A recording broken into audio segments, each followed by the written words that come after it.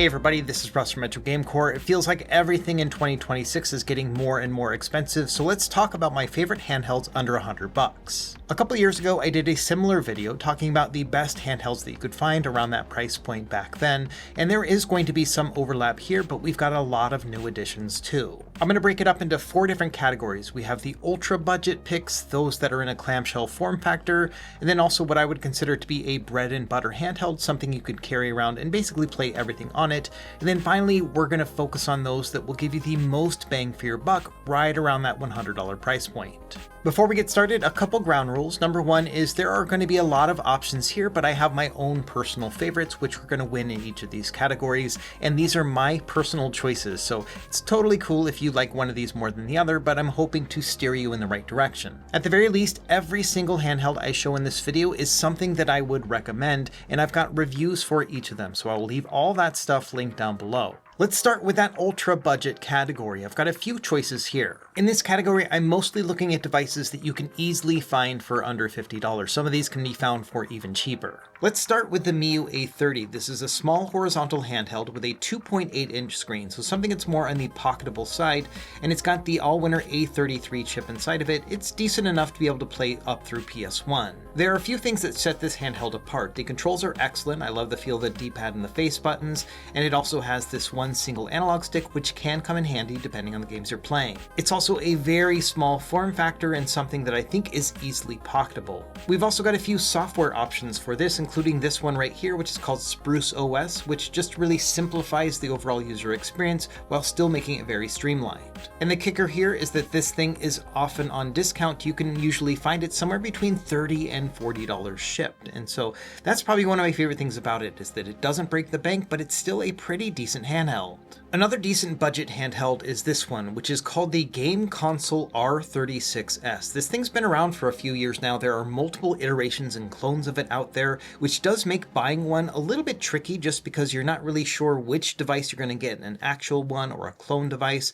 And there are a bunch of different variations from the same company as well, like the R35S and so on. What sets this one apart is that it can be found for ultra cheap, sometimes as low as like $25, which is just crazy. And it has a pretty good chip inside of it, the Rockchip RK3326, which is an old school chip, but still works very well up through PS1. Truth be told, this is not a device that I play very often because I do find the controls are a little bit mushy and it does feel a little bit cheap, but at this price point, it really is something I can't complain about too much. My only caution here is that it can be relatively confusing to pick one of these up because of all the clones and other devices with the R36S name. So it's not really for the faint of heart, but it's still a decent handheld, especially at this price point. But my overall favorite choice in this category is this one, the Battle XP G350. And this one essentially is the exact same device as the one we were just looking at, that R36S. It's got the same processor, the same size screen, but the controls and the overall feel of it are miles ahead of the R36S in my opinion. The interesting thing about this one is that it's actually made by Anbernic, but with a sub-brand. So it's called the Battle XP G350, but it has the same look and feel as an Anbernic device. And that's something that Anbernic usually really excels with. They've got these nice controls even on an ultra budget device. This thing usually sells for around $30, $40, and I think it's well worth it, and that's why it's my favorite device under $50. It's definitely not perfect. For example, it's only got one single mono speaker, it doesn't have Wi-Fi, and it doesn't have video out, but you know, when you're talking around this $30 price point, I think there are some concessions to be made, and personally, I think it's well worth it. So putting it all together, this is my number 1 choice at the budget level, the Battle XP G350, which you can find between $30 and $40, and it is secretly made by Anbernic and has excellent controls. It's also got a 3.5-inch display with a 480p resolution, and it'll play games up through PS1. It's also compatible with custom firmwares like ArcOS, which will allow you to navigate through Emulation Station, choose your game, and just have a very seamless overall experience. Okay, next up, we're going to talk about my favorite clamshell. Now, this is a specific form factor that I think warrants its own category. What I love about these things is that they are self-protecting, so I can just close it up and it's going to make sure that my screen and my controls don't get damaged in any way. And so I don't have to worry about throwing it in my pocket or in a backpack and getting scratched up. So that's one of my favorite things about it, and I think it deserves its own category. Okay, to start, we have the Anbernic RG35XX SP. You're going to hear me say XX a lot in this video, and that's because Anbernic Anbernic has an entire line of budget devices around the $60 to $70 price point that all have the same chipset but with different form factors. And so this is the first one that we're talking about here today. This has a 3.5-inch 480p display with a 4:3 aspect ratio, so very similar to the Battle XP that we were just talking about, but of course it has that clamshell form factor, so I can just close this thing up and it's going to protect everything. So I really love that aspect. It's also got clicky controls reminiscent of the original Game Boy Advance SP, and so it has that old school feel to it. And some of the older models had buttons that were extremely clicky, but they fixed that in later models. And so most of the ones that you can buy today are going to feel a lot better. The XX devices also have a bunch of different software options, including this one called MooOS and a couple others we'll show later. And so that's one of the nice things too, is that you can use a bunch of different operating system options on this device and others with the XX name. It's also got some nice bells and whistles like Wi-Fi as well as HDMI out, but it's not my top pick in the clamshell category. It's nice, but it's also a little bit bulky, especially compared to something like the Game Boy Advance SP. Now later, Anbernic released a second device called the RG34XX SP, and this one is actually the size of a Game Boy Advance SP, and so I do like the overall size of this one a lot better. This one is unique in some ways. It's also got some fairly clicky buttons, but also feel very nice, and it's got a different screen. It's 3.4 inches with a 3:2 aspect ratio. It is a perfect fit for Game Boy Advance, but all of the other systems like Super Nintendo or anything with a 4:3 aspect ratio do look a little bit small on this handheld compared to the other one we were just looking at. So for this device in particular, I think it's worth it if you are looking for a Game Boy Advance SP replacement, just because it has a lot of nice bells and whistles like the Wi-Fi and HDMI and the USB charging and the backlit display compared to a Game Boy Advance SP. So it is going to be a very nice experience with a 3x integer scale on the screen. This one also strangely has two analog sticks, even though it is a more GBA focused handheld. You can still use these if you want as well. So in general, I would only really recommend this one if you are looking for a perfect Game Boy Advance experience, because in that regard, yes, this thing is awesome. This custom software, by the way, is called Newly, and it's available on all those XX devices, and it's one of my favorite to use on these ones just because it has this nice interactive emulation station style interface. Now there is a handheld that is kind of the best of both worlds compared to those two Anbernics. This one is called the Miyoo Flip, and it's very hard to recommend just because it has quite a few hinge issues, even though I've heard they have fixed that in most recent models. Either way, it is a bit of a risk to get this device because so many people have had hinge issues with this over time. But the thing that sets this one apart is that it often can be found cheaper than the other one, so usually around $50 or $60, and it's actually more powerful. It has the Rockchip RK3566 processor inside of it. I still really only recommend it for PS1 and below games, but if you do want to try out stuff like Nintendo 64 and Dreamcast, this one is going to do a better job than the others. Now, even though this hinge makes it a somewhat risky purchase, it's still one of my favorite clamshells, and that's because it has a lot of good things going for it. Number one is the size, so it is almost exactly like the size of the Game Boy Advance SP, and like that Anbernic RG34XX SP as well, so I love the fact that it is pretty pocketable. But the other great thing about it is it has this 3.5-inch 480p display, and since I play a majority of 4:3 games, this is a perfect fit for me, and I've got these two analog sticks in case I need them as well. So in terms of controls and screen and just the overall size, it is by far my favorite when it comes to this size handheld, but again, that hinge makes it so it's not my number one choice. By the way, the software on this one is called MinUI. It's a very simple and mostly text-heavy interface. You can add box art if you would like, and I've made videos about this as well, and so this is also one of my favorites. But I have to say that my favorite budget clamshell, and the one that I use the most, is this one, the Miyoo Mini Flip. So this one is a smaller version of the Miyoo Flip,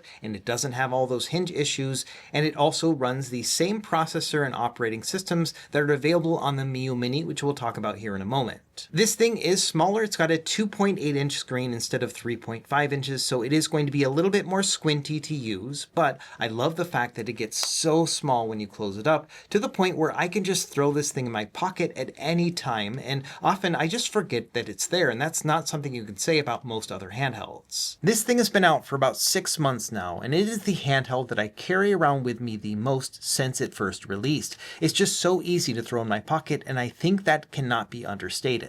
When you think about a little handheld, especially one that's in a clamshell form factor, the amount of utility that you get from it and the convenience of just opening it up and starting to play and then closing it when you're done is a really important factor. And so this is why it's my favorite pick when it comes to a clamshell handheld. The operating system that I'm using on this one is also MIUI, but I've made some customizations to it, and so that all of my games are only showing on one screen. And then I curated my overall list to be just a few favorites. Usually I keep it around maybe 10 or so. I made a whole video about this kind of setup. I will leave it linked down below. The idea here is that I only put on my very favorite and most pick up and play games, the ones that I'm going to play the most often, especially if I need just a few minutes to kill here or there, and that's the perfect fit for this particular handheld.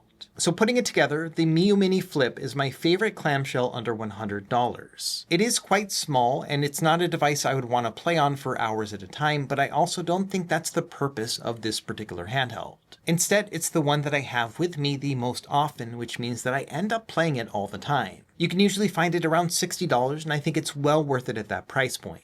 Okay, our next category is going to be what I consider to be my bread and butter handhelds. These are going to be the ones that are kind of in a mid-size range and will play up through PS1 no problem and are easily found under $100. In this category, I'm looking at devices that I would consider to be a primary handheld contender. I'm going to start by talking about vertically oriented handhelds like these two right here, which are the Miyoo Mini and the Miyoo Mini Plus. These have the exact same processor. In fact, it's the same processor as the Miyoo Mini Flip that we were just talking about, but obviously in a vertical form factor. Now, the Miyoo Mini Plus has a larger screen. This is 3.5 inches, and it also has built-in Wi-Fi like the clamshell version. This little one does not have Wi-Fi on it. Both of these you can find for around $50-ish right now, and I think that's well worth it, and there's a variety of different colors too. One of the things that sets apart the Miyoo Mini devices is an operating system called Onion OS, which is just a very simple navigation experience.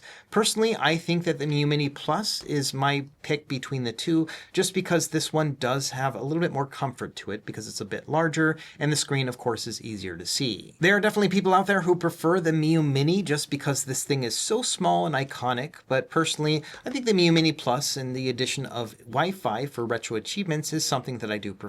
One of the neat things about Onion OS is that if you tap on the menu button, it'll bring up what they call the game switcher. So this allows you to look through your recently played games, and then you can just jump immediately in between them. I've talked about this a lot in my other videos that feature Onion OS, but I think it's an awesome feature, all things considered. Another thing I love about these handhelds is that the controls feel great. Like the buttons and the overall feel of the D-pad are some of the best that you can find under $100. Another vertical handheld that I think is worth considering is what they call the TrimUI Brick. This one's a little bit smaller. It is 3.2-inch screen, but the screen is actually the standout feature of this device. It's got a super high resolution for the size. It's 1024 by 768. Most of the other devices that we're looking at here today have a 480p display, so this one is almost double. And what this means in a practical sense is that when playing some of these games, even though the screen will be a little bit smaller, it is also super sharp and crisp. In fact, you can play many of these games at an integer scale, and they're going to look amazing. And that's easily the standout feature of the TrimUI Brick, which you can usually find for around $50 or $60. There's also a metal version of this handheld. It's usually around $90. They call it the TrimUI Brick Hammer.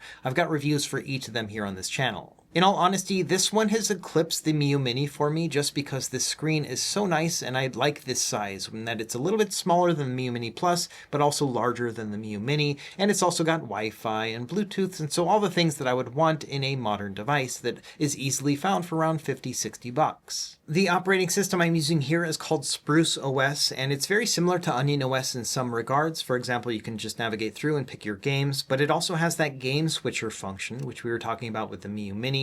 And so I love the idea of being able to just go through your recently played games and then just immediately resume them from here. So at the end of the day, if you're looking for a more pocketable vertical handheld, then I think the TrimUI Brick is definitely one worth considering. Now, if you're looking for something that's also vertical but with a larger screen, then my number one choice with this form factor would be the RG40XXV. It has that XX name in it, so the same chipset, same firmwares that you can run, but this one has a 4-inch display, which is a lot more impressive as you're holding it. Also, by virtue of being a larger device, it's a lot more comfortable to hold than the others, but obviously going to be a lot less pocketable. So it's really going to be up to what you prioritize with your gaming handheld.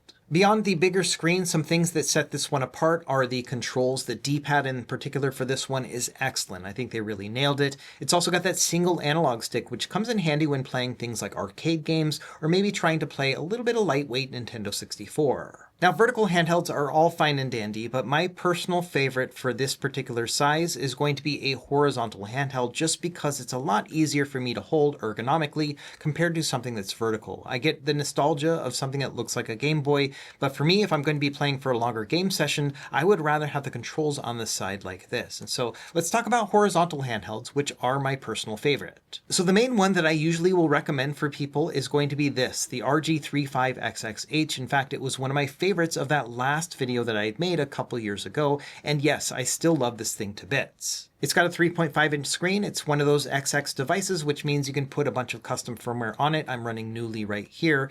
And yeah, I just love the overall feel of it. It's all easy to access in terms of the buttons, and we've got 2 analog sticks as well. Like with the other XX devices, it's got built-in Wi-Fi and HDMI out, which are all excellent features, I think, on a smaller handheld. And I love the fact that this thing is small and quite pocketable. And so when it comes to recommendations around that $60 price point, then the RG35XXH is kind of that bread and butter recommendation just because it's so comfortable to use, it's nice and pocketable, and the screen is still very decent. If you're looking for a larger screen, there is one by Anbernic with a 4-inch display, the RG40XXH. It's got the same chipset, same everything, but it's got the 4-inch display and a little bit different shape to it. You can see here it's a bit flat on the back. We've got these stacked shoulder buttons, but it's still got HDMI and Wi-Fi and all the other stuff. It's also got some RGB lights, which you can customize in the firmware, which is always a lot of fun too. Now, the reason why this one is not my number one choice when it comes to this form factor is for a couple reasons. Number one, I feel like it's a little bit too thin for this form factor because it does add increased warmth on the back of it as you start to play games, and that's always something that kind of annoys me about it. Also, one of the other things I don't like about it is this D-pad. Now, on the initial test devices, it was really bad, but it did get better. I bought one about a year ago, and so this is the more updated one that I bought, and the D-pad is better, but I still find it to be a little bit more sensitive than I would like, especially compared to the 3.5-inch one that we were just looking at. I think that one feels a little bit better. Now, all these devices have some sort of compromise to them, but the thing about this one is that I would rather just play with the smaller one, even though I do prefer this larger screen. I was always hoping that Anbernic would make an update to this one, but unfortunately they never did. Now, even though the RG35XXH is the one that I would recommend for most people, this is a video about my personal favorites. So I've actually come to an epiphany over the past couple weeks after testing out all these and trying to come up with this list, that it's this one that is actually my favorite horizontal handheld within this like $60, $70 price point. This one is called the RG Cube XX. So it's got the XX name in it, same performance and everything else. It's got the same features, HDMI and Wi-Fi, but this one has a very unique screen that I love to play on. All the other XX devices, for the most part, have a 480p resolution, but this one has a square screen, which is 4 inches, and it's a resolution of 720 by 720. Now, that sounds very odd, but it actually works really well with a lot of retro games. When it comes to playing Game Boy and Game Boy Color games, you can see that it almost fills the entire display because this was originally a pretty square aspect ratio, and so you get this nice, really big overall Game Boy experience, and so I think that's awesome. Additionally, a lot of other retro systems like Super Nintendo and TurboGrafx-16 can be played at an 8:7 aspect ratio, which is a little bit more square than 4:3, but because of the resolution here, we can use integer scaling as well with a little bit of overscale, and it just looks amazing on this display in particular, so it's one of my favorite ways to play some of these systems. It's also a very comfortable handheld. We've got these little ergonomic grips on the back, which just make it a lot more comfortable to hold. It's nice and rounded around the sides, and we also have stacked shoulder buttons. It's also got these little RGB lights around the sticks. Now, these sticks right here are aftermarket. I added those later to see if it would improve the controls. Your device is going to come with sticks that actually match the color of the device itself, so that's why they look a little bit weird. The D-pad is a shield-style D-pad, kind of like what you would expect with a Sega Genesis controller, and I think it still works out pretty well for retro-style games. And so yeah, really comfortable handheld, but it is the screen itself that makes it so unique for me, and so I think this is going to be my overall choice, at least as my personal favorite. I still recommend the RG35XXH if you're looking for something a bit more standard, but if you want to walk on the wild side, then I think this thing is a lot more fun if you really dig into it. I think the best thing about this category is that it is completely saturated with different options. If you want something with a more standard screen or you want a vertical orientation, there are so many great choices like we've talked about throughout the rest of this category. And so, yes, my personal favorite I think is the RG Cube XX. I've fallen in love with this thing all over again over the past couple weeks of testing out a bunch of these devices. And so, yeah, this one is a beautiful bread and butter handheld. And the great thing about this category is that each of these could be your own bread and butter handheld as well. This one is just my personal favorite. Okay, and for our last category, we're going to look at devices that I would consider to be your best bang for your buck. Those that will give you the best performance at around that $100 price point. A couple of these might go a little bit higher than $100 depending on, where you live and the shipping and everything else. My standard for this category is that it needs to be able to play beyond just PS1 like the other devices we were just talking about. So if you're looking for Dreamcast, Nintendo 64, maybe a little bit of Sega Saturn, and Sony PSP, then these are going to be the devices for you. Let's start with the TrimUI Smart Pro S. Now, this is the second in a line of devices that are called the TrimUI Smart Pro. The non-S version looks exactly like this and has a little bit worse controls, but the performance is not quite there. It's more in that previous category where it can mostly play up through PS1. This one, however, has a much better chipset on it and can play up through PSP. You can find this one for somewhere between like $85 and $90 depending on where you're shopping. I'll have a link down below to a shop that I recommend called Go Game Geek. And I've got a coupon for that will bring the price down to $85 with free shipping worldwide. What I like about this one is the overall feel of it. It kind of just looks and feels like an upgraded version of a PSP or maybe a bit like a PS Vita. And so I like the overall rounded feel of it. The controls are nice and clicky. And yeah, the performance here is pretty great. You can play up through PSP, which is an excellent fit for this particular display. The screen is 5 inches with a resolution of 1280 by 720 and a 16 by 9 aspect ratio, which again makes it an excellent fit for PSP gameplay. And so that's one of my favorite things about this one is that it looks and feels kind of like a PSP and finally can actually play them, unlike the previous model which struggled to play these games. Now, if you're looking for something with a 4:3 aspect ratio, then this is probably going to be your best choice right here, the iNeo Pocket Air Mini. This one is usually around $90 plus shipping, and they also have a $100 model which has an additional 1 gigabyte of RAM. This one on its own has 2 gigabytes, and what I like about this one is that it feels very nice. It's got nice controls and just overall feel to it, and it has quite a bit of power. You're going to be able to play Nintendo 64 and Dreamcast and PSP on it, and even a little bit of GameCube and PS2. Like with all these things, this handheld is not perfect. It's got some LCD ghosting on the display, and the company itself has had a really hard time fulfilling some of these orders, but it seems to have mostly caught up by now. You can also get this from third-party suppliers like Acnes, which I will have linked down below. So as far as 4:3 handhelds, if you're looking for the most power under $100, right now it's the iNeo Pocket Air Mini, which will easily be able to play things like Dreamcast and Nintendo 64, no problem. Another unique and powerful handheld under $100 is this one, the Magic X 135. This one, in fact, looks a lot like some of those bread and butter handhelds we were talking about before.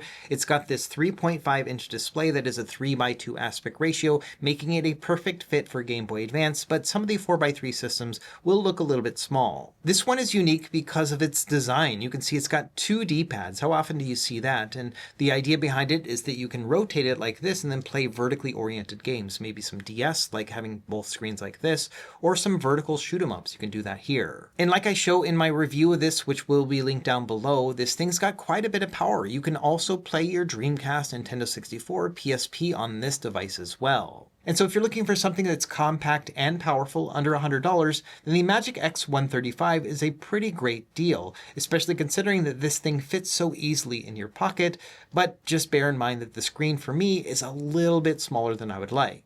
Which then leads me to this guy. This is like my number one choice if you're looking at around $100 but something with a lot of power and really excellent features. So this is called the Mangmi Air X. Now, this one has a 5.5-inch display that is a 1080p resolution, so higher resolution and larger display than some of the others. And it's also got 4 gigabytes of RAM when most of the others have much lower than that. And probably the kicker here is it's got a Snapdragon processor. It's the 662, so it's not like a really high-end Snapdragon processor, processor, but that really does help when it comes to compatibility and things like game streaming. And so, yeah, this is actually a pretty excellent handheld, and it comes in at around $100 right now. It used to be around $90, but it has increased in price.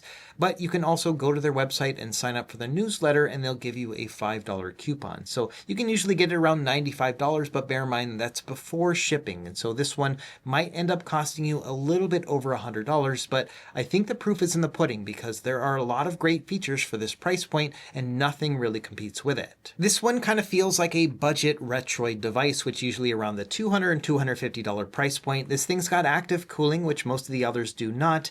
And yeah, it's got that larger screen and pretty excellent controls. It does feel a little bit cheaper compared to some of those more high-end devices, but for this price point, it's easily my #1 recommendation. This chip will allow you to play up through PSP no problem, and you can play a little bit of PS2 and GameCube as well, as long as you're willing to make some concessions in terms of speed and maybe a couple emulation hacks to get these games running. When it comes down to it, if you're looking for the best bang for your buck, that's going to give you the best screen experience, the best processing power, and an active cooling fan to make sure that everything is running great, then the Mangmi Air X is a no-brainer for me. I think this is the best bang for the buck that you can get, even if it might cost you a little bit over $100 depending on where you live. Now, that's not to say this is my #1 choice among all the others that we looked at here today, but if you are trying to prioritize screen as well as power, then yes, this is the way to go. For my part, the #1 device that I play the most under $100 is the Miu Mini Flip. This thing is just so small and compact and pocketable, and so if I'm gonna get my Mario or Sonic on, it usually will be this little guy just because I happen to have it with me more often. So there you go, that's a roundup of all my favorite handhelds under $100. I think there is something here for just about everyone, depending on your budget or what you're prioritizing in terms of performance or maybe the form factor or the overall size. Let me know what you think in the comments down below. Do you have any of these handhelds and what is your favorite among them? As always, thank you for watching. Be sure to like and subscribe if you found this helpful, and we will see you next time. Happy gaming.